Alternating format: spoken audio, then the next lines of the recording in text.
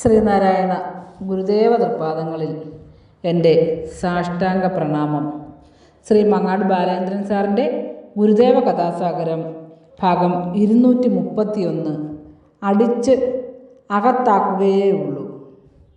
ഭാഗം 231 അടിച്ച് അകത്താക്കുകയേ ഉള്ളൂ ഇവിടെ ആരംഭിക്കുന്നു.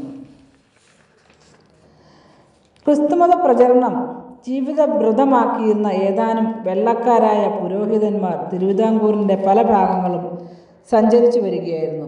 ആ യാത്രക്കിടയിൽ ശ്രീനാരായണ ഗുരുദേവനെ പറ്റി ധാരാളം കേട്ടപ്പോൾ ആ മഹാപുരുഷനെ ഒന്ന് നേരിൽ കാണുവാൻ അവർക്ക് വലിയ ആഗ്രഹമുണ്ടായി. അങ്ങനെ ആ പുരോഹിതന്മാർ ഒരു ദിവസം ശിവഗിരിയിൽ എത്തിച്ചേർന്നു. മോട്ടോർ കാറിലായിരുന്നു അവർ വന്നിരുന്നത്.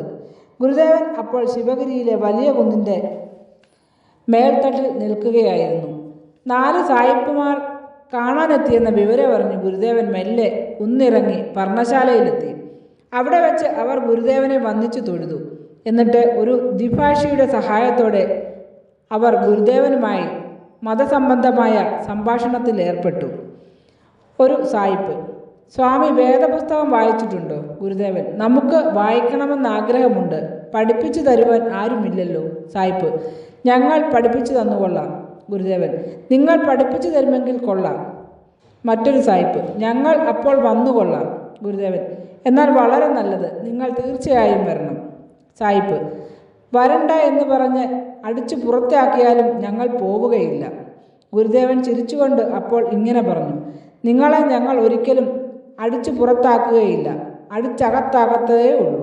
അത് കേട്ട് സായിപ്പുമാർ മതി വരാതെ ചിരിച്ചു. അവർ യാത്ര ചോദിച്ചു പുറപ്പെടുവാൻ തുടങ്ങിയപ്പോൾ ഗുരുദേവൻ ഇങ്ങനെ ഓർമ്മിപ്പിച്ചു: നിങ്ങൾ ഒരിക്കലും വരാതിരിക്കരുത്. ആഴ്ചയിൽ ഒരിക്കലെങ്കിലും വരണം. നാം പഠിക്കാൻ കാത്തിരിക്കും. ഗുരുവേ ശരണം ശരണം ഗുരുവേ ശ്രീനാരായണ ഗുരുവേ ശരണം. തവപദ ശരണം തിരുവടി ശരണം ശ്രീനാരായണ ഗുരുവേ ശരണം. ഗുരുവേ ശരണം ശരണം ഗുരുവേ ശ്രീനാരായണ ഗുരുവേ ശരണം. ശ്രീ മങ്ങാട് ബാലേന്ദ്രൻ സാറിൻ്റെ ഗുരുദേവ കഥാസാഗരം ഭാഗം 231 അടിച്ച് അകത്താക്കുകയേ ഉള്ളൂ ഇവിടെ അവസാനിച്ചിരിക്കുന്നു.